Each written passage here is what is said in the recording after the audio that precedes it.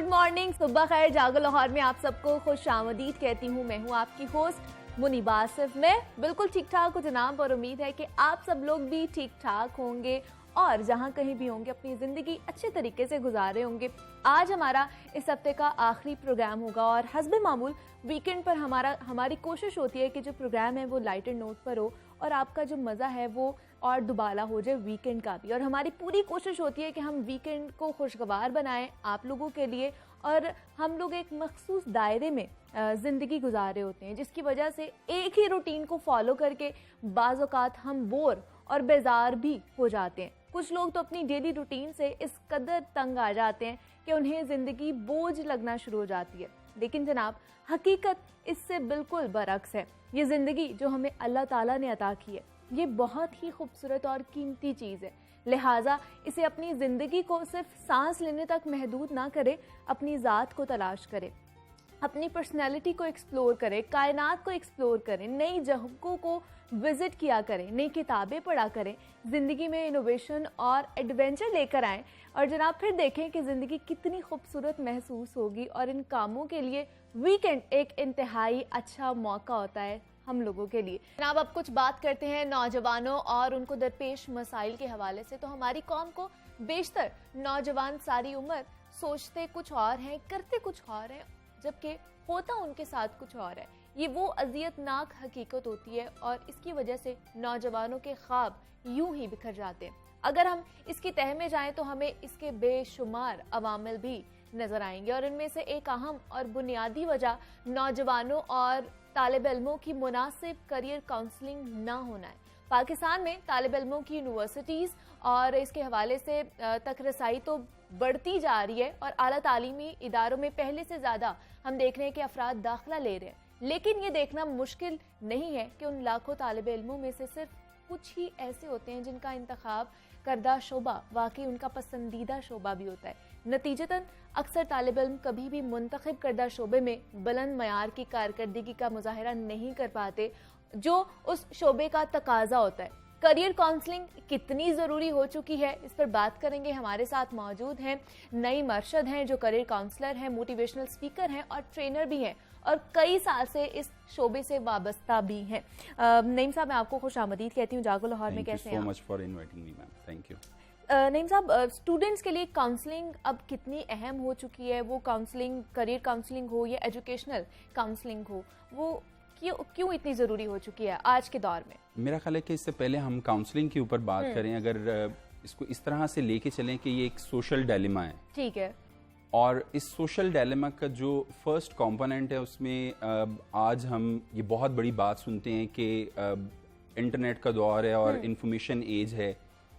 एक क्लिक के ऊपर इंटरनेट के, हमारे मोबाइल फ़ोन के और गैजेट्स के ऊपर दुनिया जहां का डाटा अवेलेबल है।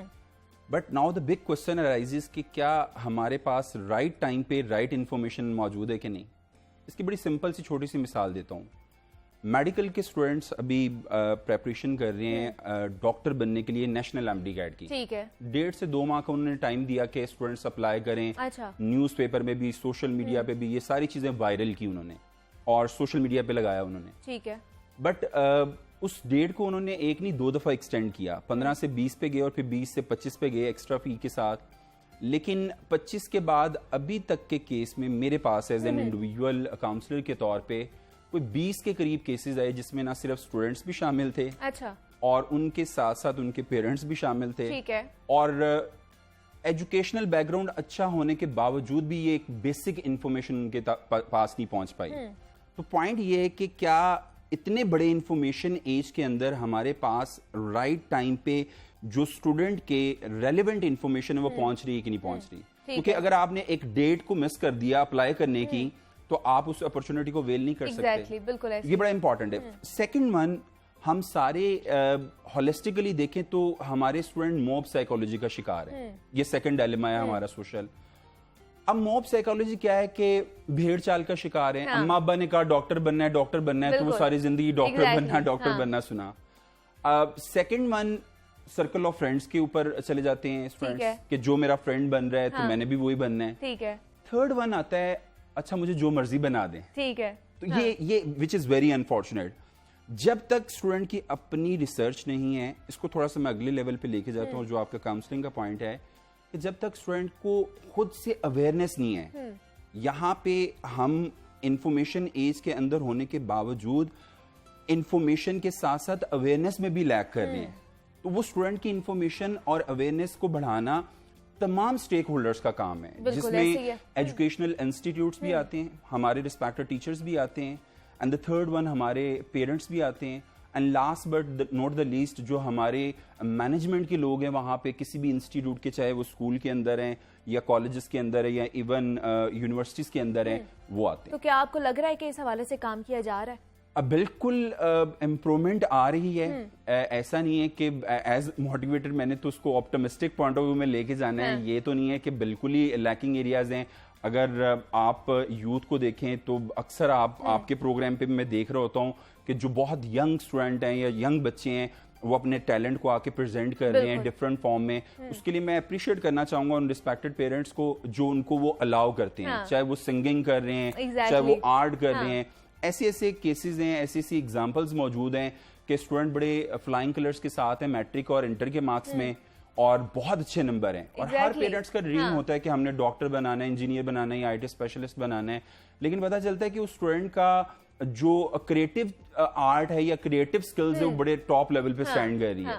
वो पेंटिंग बहुत अच्छी कर सकता है, तो स्टूडेंट कहते हैं सर मैं तो पेंटिंग करना चाह रहा हूँ, मुझे पेरेंट्स डॉक्टर बनाना चाह रहे हैं। तो इम्प्रूवमेंट देख रहा हूँ, पेरेंट्स में भी अवेयरनेस आ रही है क्योंकि वही आपने जैसे बात की कि भेड़ चाल चल रही है, डॉक्टर्स की लाइन में हम लग जाते हैं, इंजीनियर्स बनाना शुरू कर देते हैं, अगर करना है तो MBA कर लो, अगर ये दोनों चीजें नहीं करनी, मतलब बाकी शोबाजात की तरफ हम लोगों का रुझान नहीं जा रहा। इसको मैं ना बेसिकली 4 तरह से क्लासिफाई करूंगा। First one, no doubt pre medical के हमारे डिसिप्लिन्स हैं, और अगर मैं प्री मेडिकल के डिसिप्लिन्स मेजरली बताऊं क्योंकि उसके ऊपर तो बहुत डिटेल है और वो बहुत डिटेल काउंसलिंग में चले जाएंगे।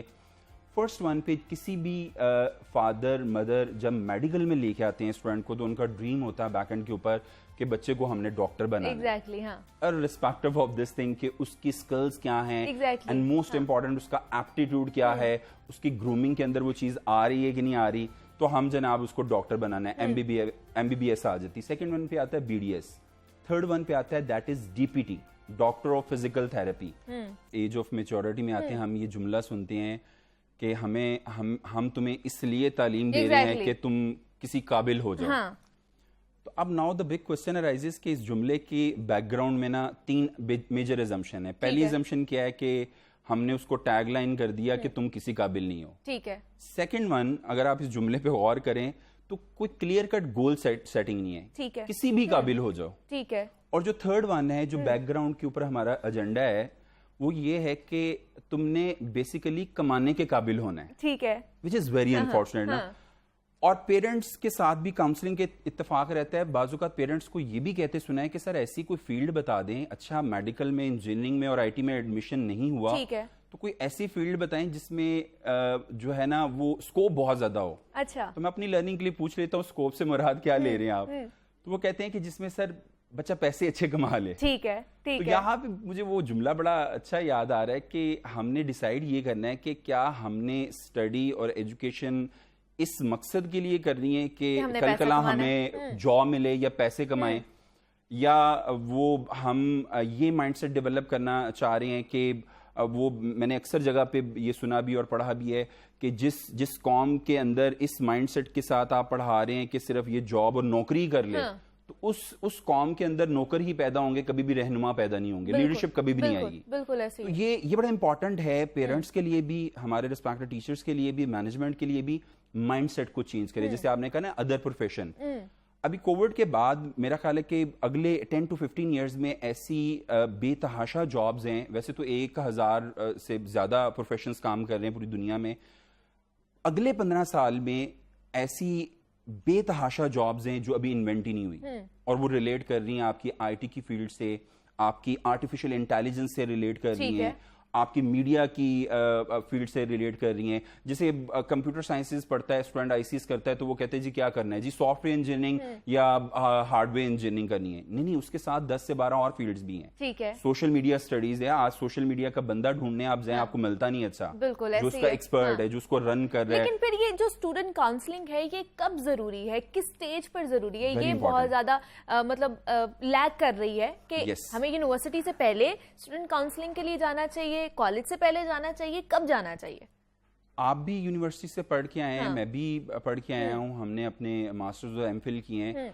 आप मुझे बताएं कि हम कितनी दफा काउंसलिंग डिपार्टमेंट में गए हैं, या काउंसलिंग डिपार्टमेंट ने आके हमारी क्लास में काउंसलिंग की हो। यहाँ पे कितने काउंसलिंग डिपार्टमेंट्स हैं यूनिवर्सिटी या यूनिवर्सिटीज में हैं जो रन कर रहे हैं, कुछ ने बनाए हुए हैं। मेरा ख्याल है अगर हम डेवलप्ड नेशंस को देखें, वहां पे उन्होंने जो काउंसलिंग स्टार्ट की है वो right from the early schooling कर दी है। ठीक है, 3 क्लास से ऑनवर्ड वो स्टार्ट कर देते हैं। अब यहाँ पे एक बड़ा कमाल माइंडसेट मिल सकता है कि पेरेंट्स डिफरेंट जो हमारे प्रोजेक्ट्स होते हैं या डिफरेंट गेम्स होती हैं, स्टूडेंट को वो और बच्चों को वो एक्सप्लोर करवाएं। सारी चीजें अगर हम तालीमी इदारों पे छोड़ देंगे तो ये मामला आगे नहीं चलेगा। बिल्कुल ऐसे ही सब नहीं मिलके काम करना है, चाहे वो टीचर्स हैं चाहे पेरेंट्स हैं। तो पहला पॉइंट है कि वो घर से स्टार्ट होगा। ठीक है, आपको फील हो जाएगा कि बच्चा ज्यादा जो है ना वो ट्यूनिंग के अंदर इंक्लाइंड है, तो उसका मतलब उसका मैकेनिकल माइंडसेट है। ठीक है, एक बच्चा वो लैपटॉप को वो ओपन करता है, चीजों को प्लान करता है, वो लेके चलता है। आप देख लें 6-7 साल के बच्चे जो है ना माइक्रोसॉफ्ट सर्टिफिकेशन कर रहे हैं, तो वो क्या है कि उनके पेरेंट्स की इन्वॉल्वमेंट उनके साथ बहुत रही है। रिसर्च ये बताती है कि जिनके पेरेंट्स ज्यादा इन्वॉल्व रहते हैं वो जिंदगी में ज्यादा प्रोग्रेस करते हैं। ये फर्स्ट कंपोनेंट। ठीक है, अब आ जाते हैं स्कूल की तरफ। मेरा ख्याल है as a counsellor 5th class के बाद बच्चे की काउंसलिंग स्टार्ट हो जानी चाहिए एटलीस्ट। अच्छा चले 5th से नहीं भी करते आप, लेकिन जो मेजर रोल प्ले करता है वो 8th क्लास से ऑनवर्ड है। 8th के बाद हम डिसाइड कर लेते हैं। मैट्रिक में 3 ऑप्शंस हैं हमारे पाकिस्तान के टिपिकल एजुकेशनल सिस्टम में, बायोलॉजी में आ जाए, कंप्यूटर साइंसेज में आ जाए, या सिंपल आर्ट्स कर ले। बिल्कुल। आगे आता है इंटर, बहुत मेजर फेज है। 3 मेजर उसमें प्रोग्राम्स आ रहे हैं। फर्स्ट वन मेडिकल इंजीनियरिंग और आईसीएस, और 4th वन बहुत निगलेक्टेड पार्ट है जिसकी वजह से हम बहुत लैक भी कर रहे हैं, that is commerce field, that is business study, that is accountancy. For that reason Pakistan में अच्छे इकोनॉमिस्ट नहीं मिल रहे हमें, क्योंकि वो बहुत लैक कर रही है चीज। तो ये बड़ा इंपॉर्टेंट है, पेरेंट्स को देखना चाहिए। जो हमारे रिस्पेक्टेड टीचर्स हैं उसको भी काम करना चाहिए। मुझे थोड़ा सा एज इसलिए हाथ से मिलता है जब मैं देखता हूँ, क्योंकि मैंने 8 से 10 साल टीचिंग की, अकाउंटिंग वाज माय सब्जेक्ट। अच्छा। तो वो एक एज मिल जाता है आपको साइकोलॉजी को अंडरस्टैंड करने में। अगर टीचर पार्टिसिपेट करे और वो डिफरेंट फील्ड के स्कोप और उन चीजों को देखे, तो वो क्लास में 40 की अगर स्ट्रेंथ है ना मैट्रिक में या इंटर में, तो वो गेज कर जाएगा कि ये मैकाट्रॉनिक्स इंजीनियर बड़ा कमाल बन सकता है, ठीक है, ये सर्जन बहुत कमाल बन सकता है, और ये जनाब गायनेकोलॉजिस्ट बहुत कमाल बन सकती है, एंड सो ऑन बहुत से फिर हजारों इस तरह की फील्ड्स हैं। तो ये आ गया हमारा टीचर्स का पॉइंट। लास्ट वन एक पॉइंट आता है इसमें, आपको भी ये सवाल आएगा और पूछा भी जाता है, जिनके पेरेंट्स नहीं पढ़े हुए, तो उन पेरेंट्स से भी आजी के साथ रिक्वेस्ट है कि अगर आपके बच्चे पहुंच गए हैं मैट्रिक और इंटर में, तो आप उनको कहें कि आज आप मुझे बताओ कि क्या पढ़ के आए हो। Exactly. आप मुझे सिखाओ क्या सीख के आए हो। हाँ. आज क्या किया है फिजिक्स में, केमिस्ट्री में और बायोलॉजी के अंदर या कंप्यूटर साइंसेस के अंदर। तो टाइम देना पड़ेगा, टाइम इज मनी बेसिकली। तो वो इन्वेस्ट करना पड़ेगा, चाहे वो स्टूडेंट हैं, चाहे पेरेंट्स हैं, चाहे हमारे रिस्पेक्टेड टीचर्स। जैसे आपने कहा टाइम इज मनी, और टाइम मैनेजमेंट का ही इशू आ रहा है यहाँ पर। yes, तो टाइम मैनेजमेंट इशू को किस तरह, मतलब बच्चे जो है स्टडी लाइफ और जो अपनी लाइफ होती है उसको बैलेंस नहीं कर पाते। अब ये this is $1 million question from parents, students और मैनेजमेंट पॉइंट ऑफ व्यू। वो कहते हैं कि सर टाइम नहीं है। असल में हमने इतना ज्यादा कंपटीशन की दौड़ में लगा दिया है। जैसे एक जुमला है बड़ा कमाल, कि जिंदगी में करियर इंपॉर्टेंट नहीं है, यानी कि करियर की इंपॉर्टेंस है लेकिन जिंदगी की ज्यादा इंपॉर्टेंस है। लाइफ के अंदर करियर है, करियर के अंदर लाइफ नहीं है। हमने ओपोजिट ले लिया है। उन्होंने कहा करियर बनेगा, पांवों पे खड़े होंगे तो वो अच्छा करियर होगा, अच्छी जगह हमें पोस्ट मिलेगी तो हमारी जिंदगी अच्छी गुजर जाएगी। हमने ये एक एजेंडा बना लिया हुआ है अपनी जिंदगी का। नईम अरशद साहब हमारे साथ मौजूद है, स्टूडेंट काउंसलर हैं। नईम साहब बहुत शुक्रिया आपका कि आपने हमें वक्त दिया और आप यहाँ पर आए हैं। और मैं दोबारा से यही कहूँगी और मैं कहती भी आती हूँ कि अपने बच्चों को सही राह दिखाएं, लेकिन उनको जबरदस्ती उस राह पर चलाने की कोशिश ना करें जिस पे वो चलना ही नहीं चाहते। उनसे गुफ्तगू कर लें, उनसे पूछ लें कि वो कौन सी जो फील्ड है, कौन सी राह पर चलना चाहते हैं। मजीद भी आपसे बात करेंगे, लेकिन यहाँ वक्त हुआ एक छोटी सी ब्रेक का। मिलते हैं इस ब्रेक के बाद।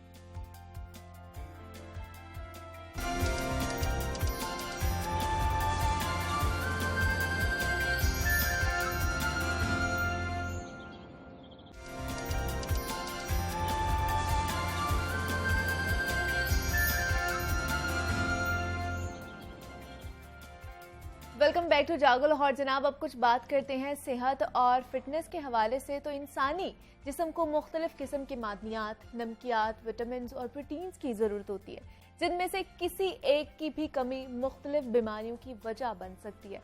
और इन मादनियात में से सबसे अहम आयरन होता है, यानी फुलाद समझा जाता है, जो जिस्म को काम करने और खून में हीमोग्लोबिन बनाने का अहम काम भी सरअंजाम देता है। उसके साथ साथ इंसानी जिस्म के इम्यून सिस्टम को मजबूत बनाने में इंतहाई अहम किरदार भी अदा करता है।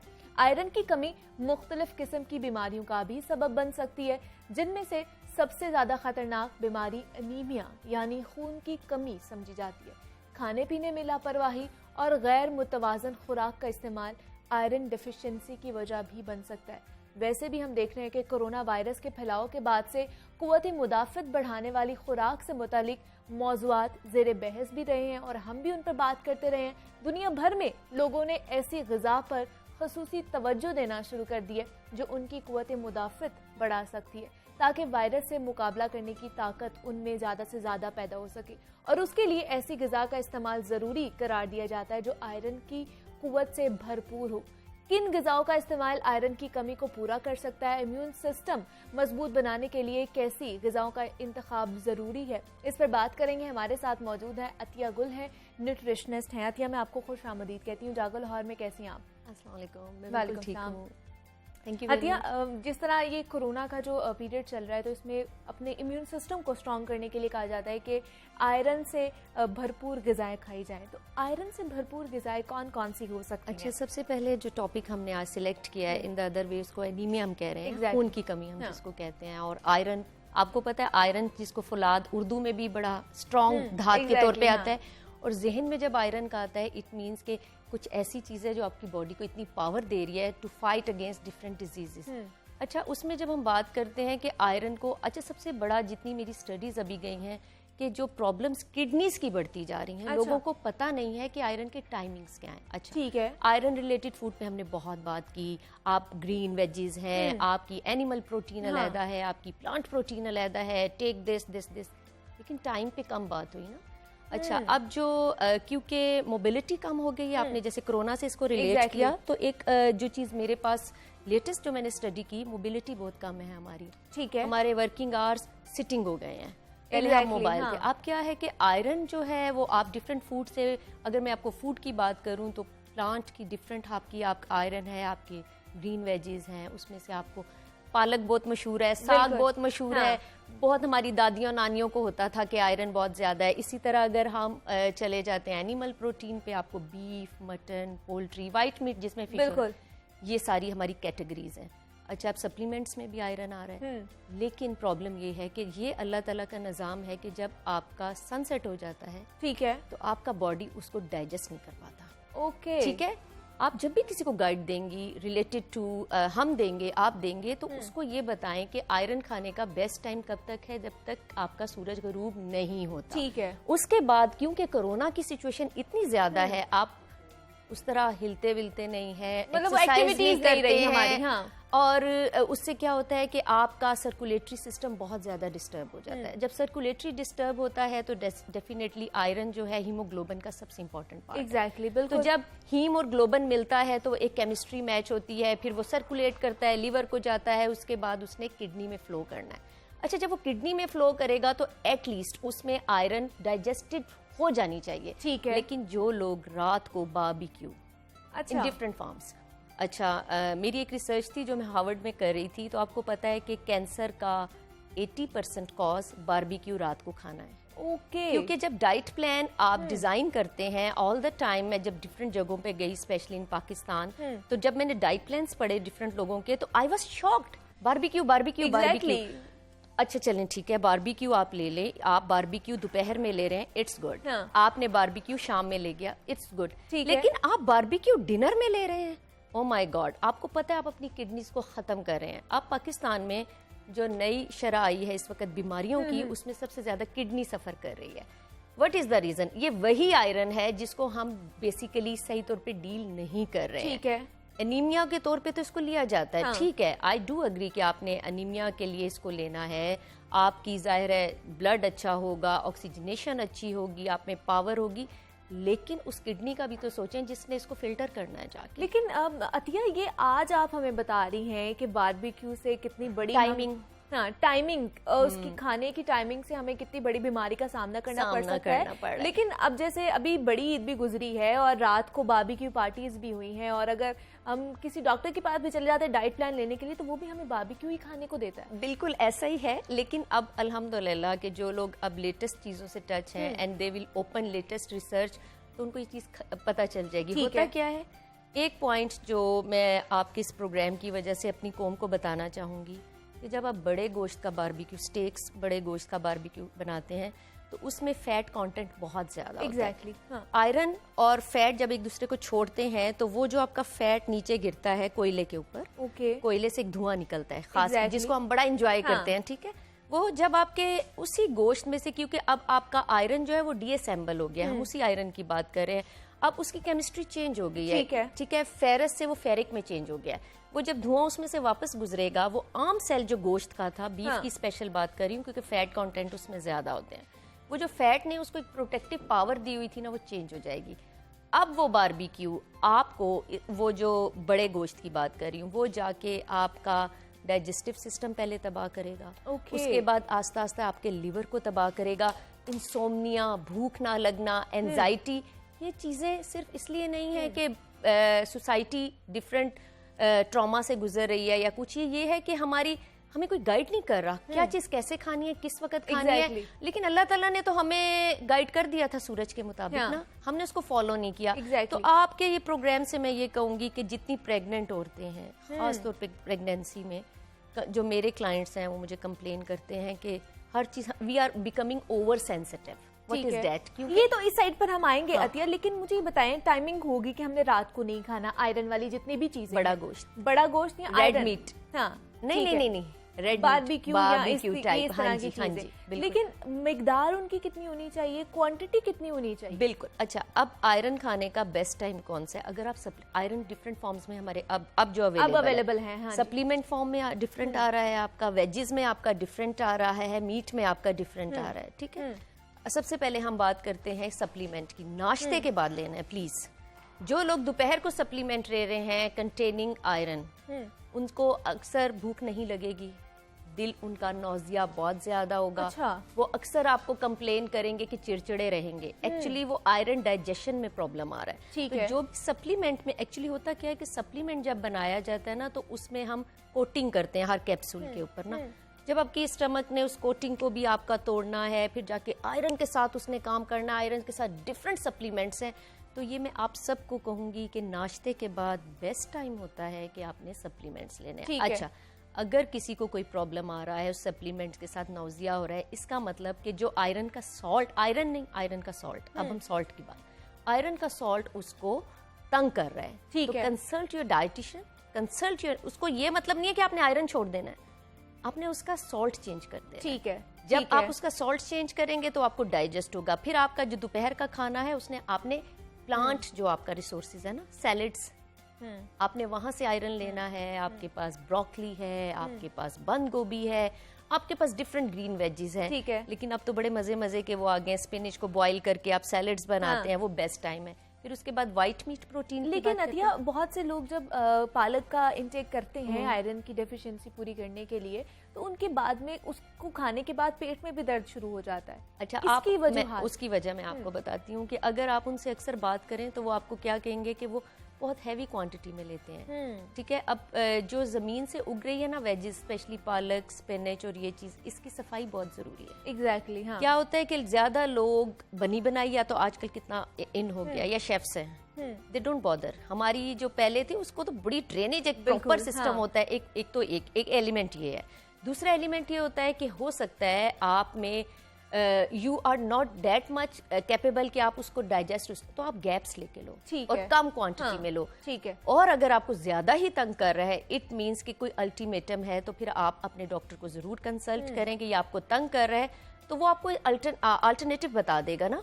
और जो वाइट मीट है, जिसमें अब मैंने आपको 3 आयरन का बताया, सुबह कौन सी लेनी है, दोपहर में एग्जैक्टली। व्हाइट मीट ले लें आप। फिश है आपके पास, ठीक है। आयरन उसमें भी है ना, ठीक है। पोल्ट्री में भी है आपका, वो ले लें आप, लेकिन अवॉइड द बारबेक्यू, क्योंकि वो कोल का जो धुआं ऊपर जा रहा है ना, वो आपको वो आपके लिए नुकसानदेह होगा। हो सकता है। दूसरा मुझे ये बताइए कि ये आयरन डिफिशिएंसी होती क्यों है हमारे जिस्म में, इसकी वजूहात क्या है? अच्छा, मतलब हम खा तो हर चीज रहे होते हैं, हम सप्लीमेंट्स भी ले रहे होते हैं, हमारी डाइट भी अच्छी होती है, फिर भी हम आयरन डिफिशिएंसी का शिकार हो जाते हैं। अच्छा, एक सप्लीमेंट्स पे आई डू अग्री, लेकिन जो आप कह रहे हैं डाइट अच्छी ले रहे हैं, आई डोंट अग्री। अच्छा। हाँ, डाइट अच्छी पिज्जा को कहेंगे आप, डाइट अच्छी आप बर्गर को कहते हैं, डाइट अच्छी आप फिजी ड्रिंक्स को कहते हैं। ठीक है, आप देखिए डाइट खा रहे हैं आप, ये मत सोचें कि आप सही खा रहे हैं। ठीक है। ठीक है, जो बंदा सही खाना खाए उसको ये डेफिशिएंसीज नहीं होती। ओके। या टाइमिंग प्रॉब्लम कर रहा है, या आपका कॉन्सेप्ट ही नहीं क्लियर कि अच्छी चीज होती क्या है। ठीक है। अच्छा, अब एक और चीज जो मैं लोगों को कहूंगी अपनी डाइट में ऐड करें, सीड्स।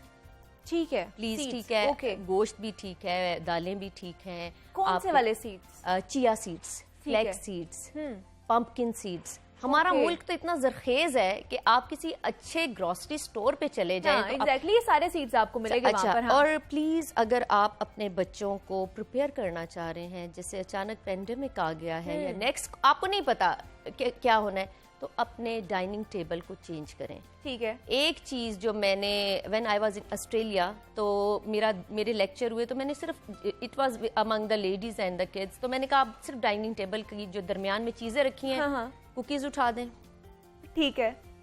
पिज्जाज के जो आपने फ्रोजन वो उठा दें, उसकी जगह आलमंड्स ले आएं। ओके।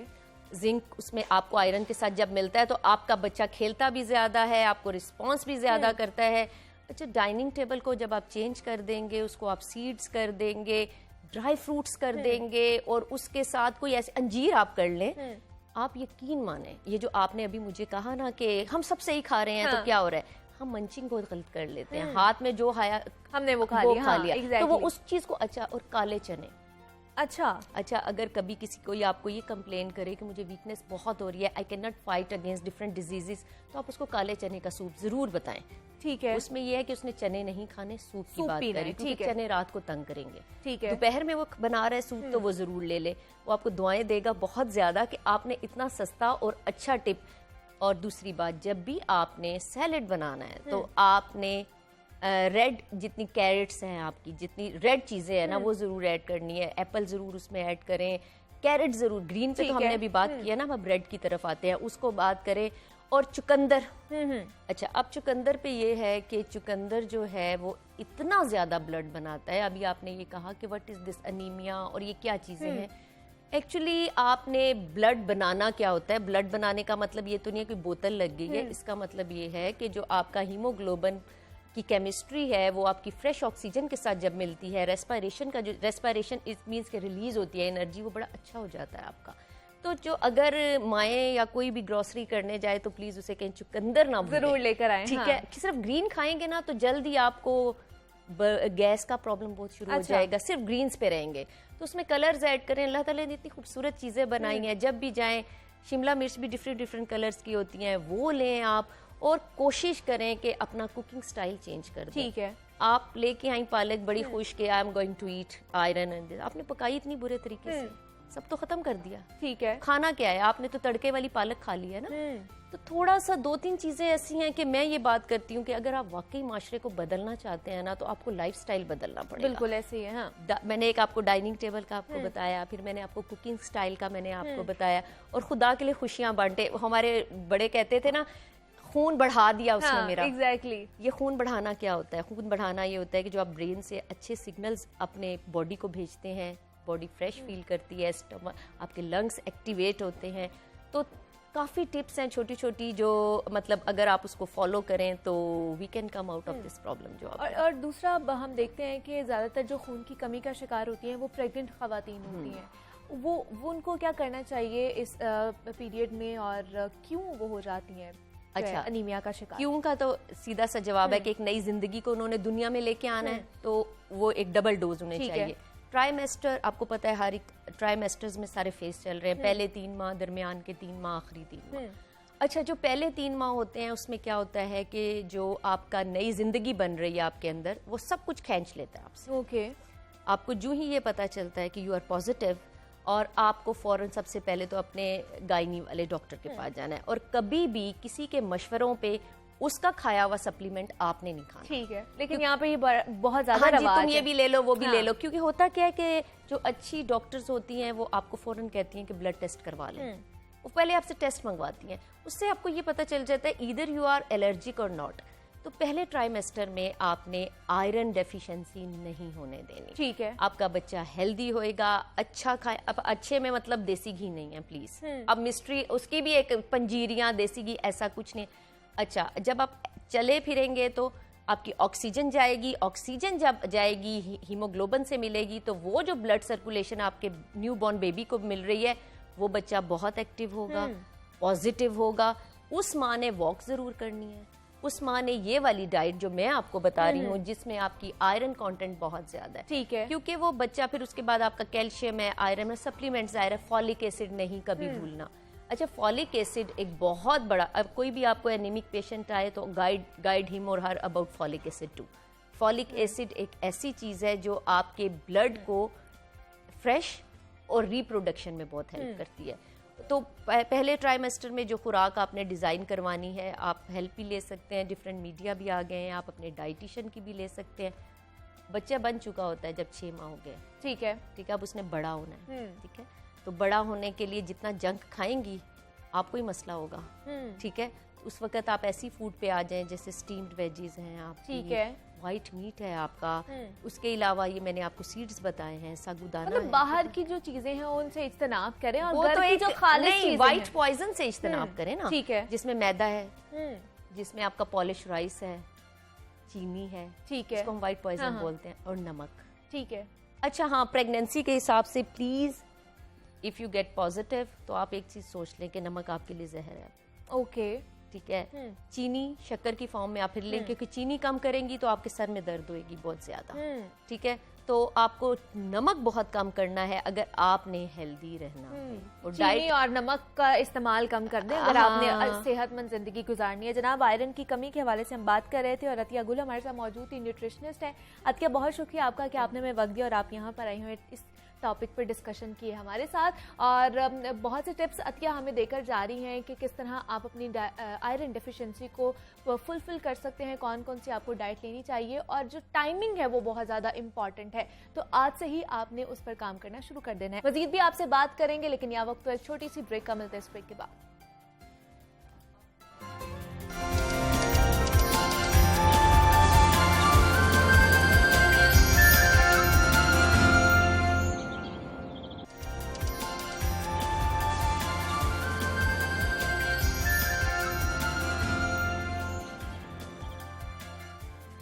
वेलकम बैक टू जागो लाहौर। जनाब, अब कुछ बात करते हैं फनून लतीफ़ा के हवाले से। आर्ट और लिटरेचर हमारी जिंदगियों में रंग भरने के लिए इंतहाई ज़रूरी समझे जाते हैं। शायरी और संगीत हमारी रूहों की तस्कीन का बाइस भी बनते हैं, और आज के दौर में अच्छी शायरी और अच्छा म्यूजिक सुनना भी काफ़ी मुश्किल होता जा रहा है। आज हम आपकी मुलाकात एक ऐसी मेहमान से करवाने जा रहे हैं जो इंतहाई बाकमाल और बासलाहियत शायरा तो हैं, उसके साथ साथ वो मौसीकी भी इतनी अच्छी गाती हैं, और जब वो अपनी खूबसूरत आवाज़ और खूबसूरत अंदाज में अपना ही लिखा हुआ कलाम पढ़ती हैं या गाना गाती हैं तो सुनने वाले सुनते रह जाते हैं। तो चलिए जनाब, आपको भी उनका कलाम भी सुनवाते हैं और उनकी खूबसूरत आवाज़ में कुछ गीत भी सुनेंगे। मेरे साथ मौजूद है फरहाना अंबर साहिबा। फरहाना साहिबा, आपको खुश आमदीद कहती हूँ जागो लाहौर में। कैसी हैं आप? बिल्कुल ठीक, अल्लाह पाक का शुक्र है। फरहाना साहिबा, सबसे पहले तो मुझे अपने इस जर्नी के बारे में बताइएगा, कब शुरू किया आपने ये सिलसिला, कहाँ से स्टार्ट किया? जी, बेसिकली ये जो है मेरे दादा अबू शायर थे, नसीर अहमद नासिर, माशाल्लाह 5 ज़ुबानों में लिखते थे वो। अच्छा जी, तो ये हमें बाय बर्थ मिला है। ठीक है। बचपन से लिखती थी, लेकिन उसको ज़रा लिख के रख देती थी, इतना उस पर ध्यान नहीं देती थी।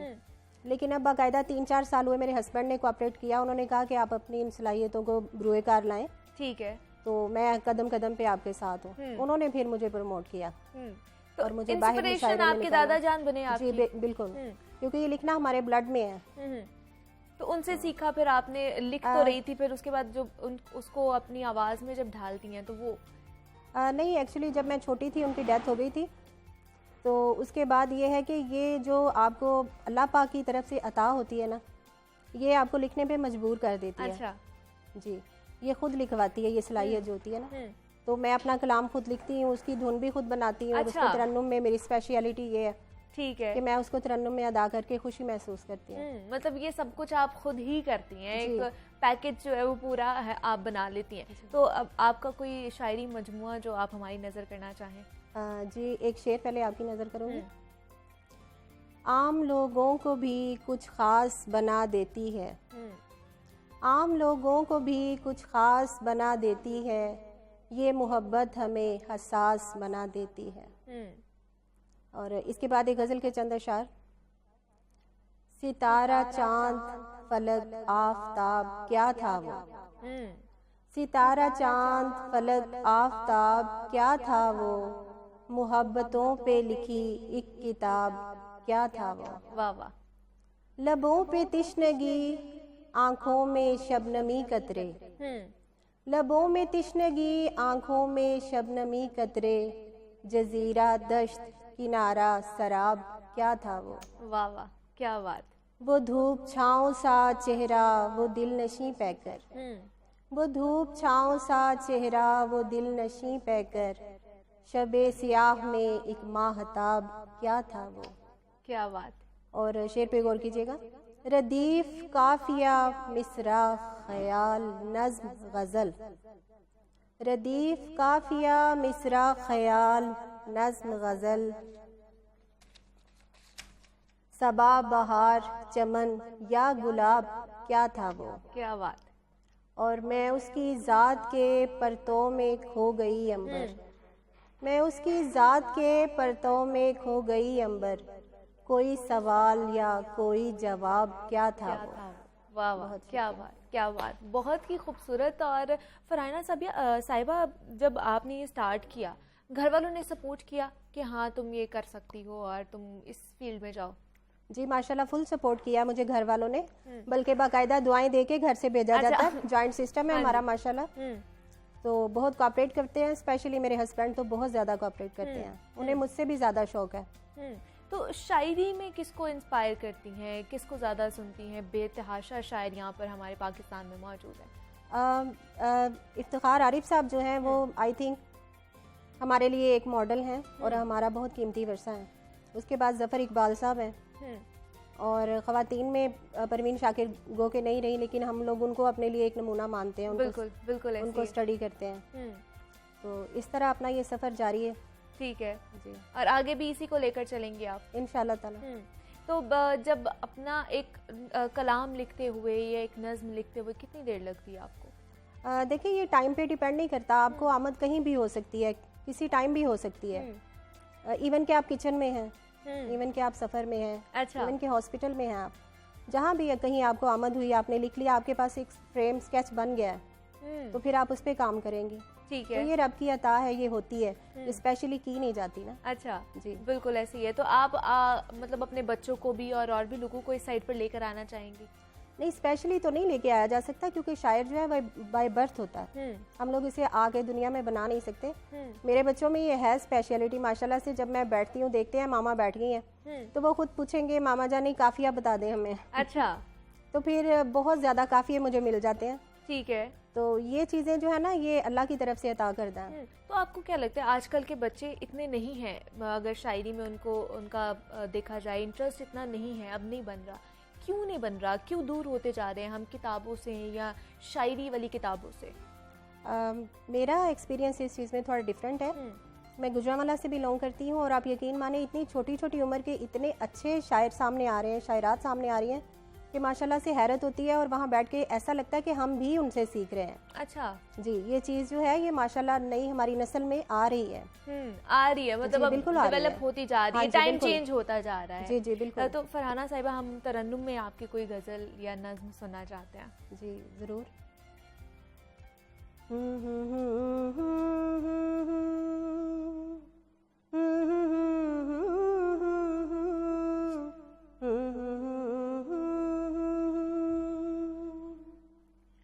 जिंदगी मुख्तसर है, चले आओ ना। जिंदगी मुख्तसर है, चले आओ ना। ये तुम्हें भी खबर है, चले आओ ना। जिंदगी मुख्तसर है, चले आओ ना। शाम का झिलमिलाता सितारा कहे, शाम का झिलमिलाता सितारा कहे। चांदनी रात भर है, चले आओ ना। ये तुम्हें भी खबर है, चले आओ ना। जिंदगी मुख्तसर है, चले आओ ना। दूरियां ये मिटाने में दिक्कत है क्या?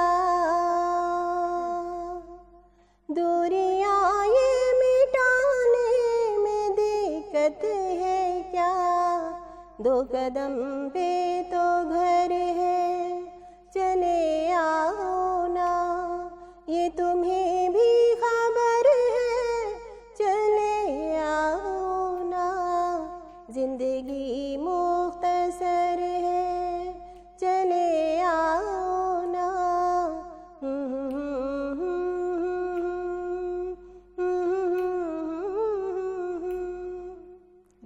बहुत ही खूबसूरत, बहुत माशाल्लाह। शुक्रिया, बहुत अच्छी बहुत आवाज़ है शुक्रिया। आपकी, और इसकी जो एक एक लफ्ज़ है वो भी बहुत ही खूबसूरत है। कब Thank ये you. लिखी आपने?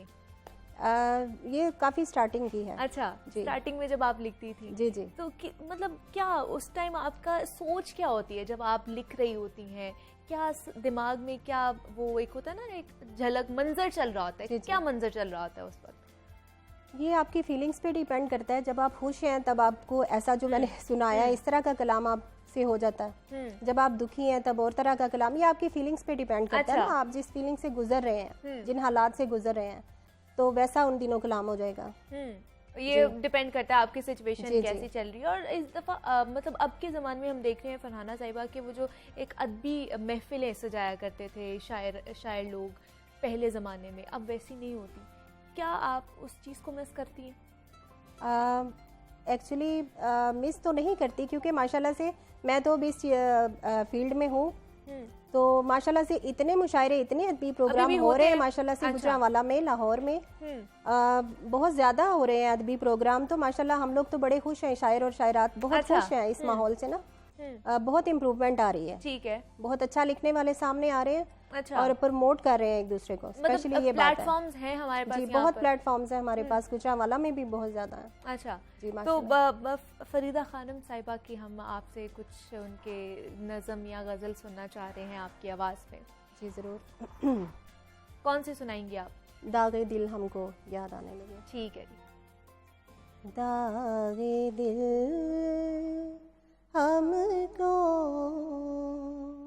याद आने लगे। दागे दिल हमको याद आने लगे। लोग अपने दिए जलाने लगे।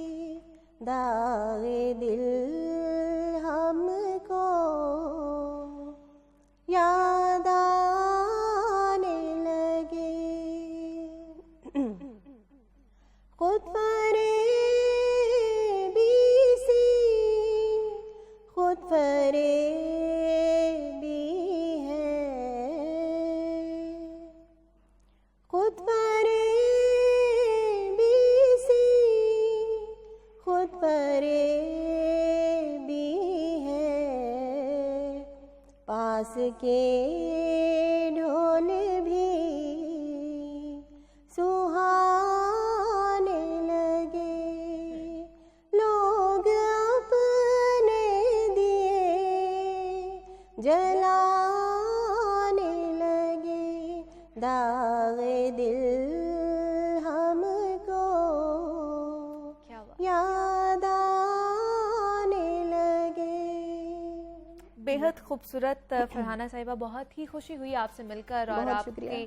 ये नज़्म सुनकर और आपका इस अंदाज़ आपका देखकर बहुत खुशी हुई है। फरहाना अंबर साहिबा हमारे साथ मौजूद थी, शायरा भी हैं और अपना कलाम इतनी खूबसूरती से गाती हैं कि सुनने वाले दंग रह जाते हैं। और उम्मीद करती हूँ कि आपको भी इनसे मिलकर खुशी हुई होगी। फरहाना साहिबा बहुत शुक्रिया आपका कि आपने हमें आपका वक्त भी। दिया और आप यहाँ पर आई हैं। बहुत शुक्रिया आपका भी।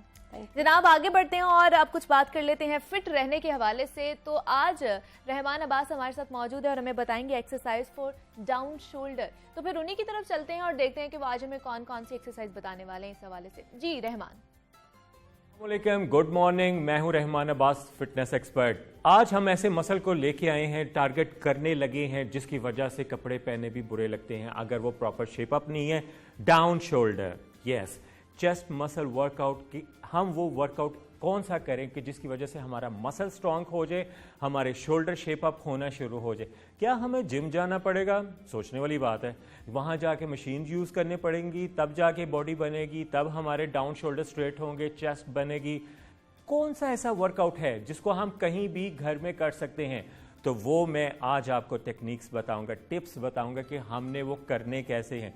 और उसके लिए हमें एक योगा मैट चाहिए और डंबल चाहिए। डंबल अब आपको इजीली मिल जाते हैं। अगर बिल्कुल भी नहीं है कि जहां कुछ ऐसा है कि सामान मिलना बहुत मुश्किल, तो हम वाटर बॉटल भी ले सकते हैं। तो आज मैं आपको फ्रंट चेस्ट डाउन शोल्डर, जिसकी वजह से अगर ये प्रॉपर्ली फिलअप ना हो तो डाउन शोल्डर पोजीशन आ जाती है, तो उसको स्ट्रेट करने के लिए, उसकी परफेक्शन के लिए, उसको टर्न अप करने के लिए, फिलअप करने के लिए मैं वर्कआउट बताऊं इसको। हाँ, स्पेशली सबसे ज़्यादा ज़रूरी बात, इसको मेल और फीमेल दोनों कर सकते हैं, क्योंकि कुछ ऐसी एक्सरसाइजेस है जो मेल के लिए ही है, लेकिन ये एक्सरसाइजेस मेल और फीमेल दोनों के लिए और घर में कहीं भी कर सकते हैं।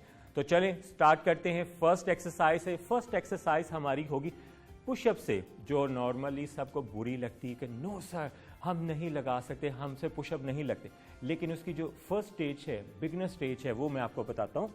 इसमें हमने क्या करना है, आपके हाथों की पोजीशन शोल्डर लेवल पे हो, इसको वाइड नहीं आपने करना, मेरी शोल्डर लेवल के मुताबिक होगी जितना है।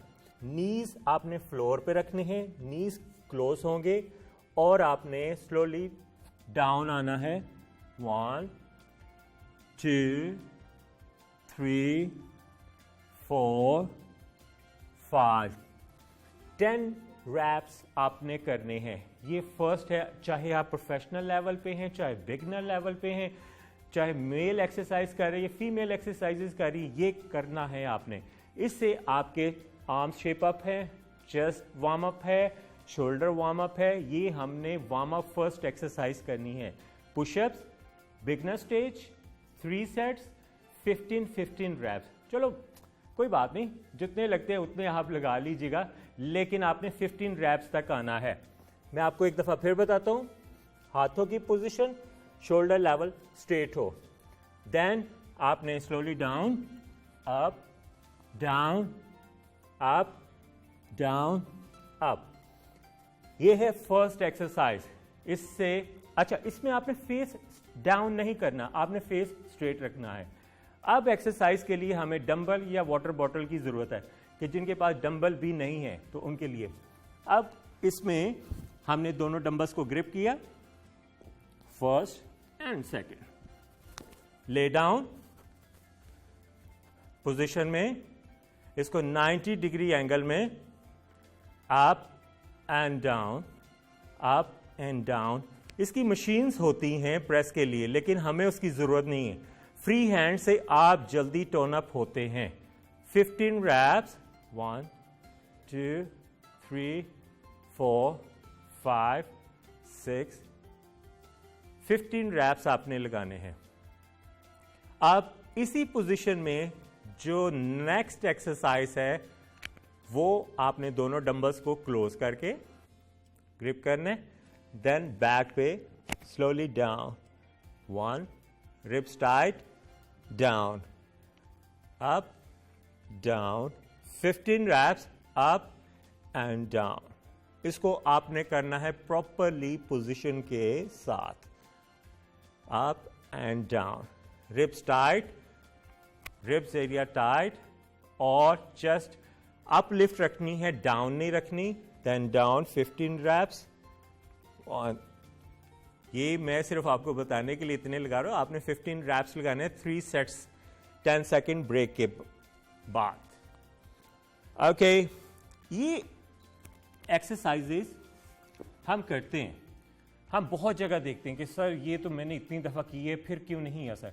प्रॉपरली टेक्निक, परफेक्शन, कंसंट्रेशन कि आप किस मसल के लिए लगा रहे हैं, आपका ध्यान हो. ये नहीं कि बस धड़ा आप लगा रहे हैं, 20 reps आप लगा रहे हैं और उसका कोई फ़ायदा नहीं. ये इफेक्टिव एक्सरसाइजेज है, चाहे वो मेल चाहे वो फीमेल, कहीं भी घर में लगा सकते हैं. यस, बहुत ज़रूरी बात कि हम एक मसल को कितनी दफ़ा रिपीट कर सकते हैं. हम हर मसल को वीक में 2 टाइम रिपीट कर सकते हैं. चाहे वो कट डाउन करना है, गेन वालों के लिए 1 टाइम, 2 टाइम मसल को आपने रिपीट करना है. ये परफेक्शन आप करें और मुझे आपने फीडबैक देना है. लेकिन इसके लिए जो टेक्निक्स मैंने बताई उसको आप एक पेपर पे लिख लें. कि जारी बात है भूल जाएंगे, मुझे पता है क्लाइंट्स का भी होता है, हमारे स्टूडेंट्स भी हैं, तो वो सर मुझे याद नहीं रहा.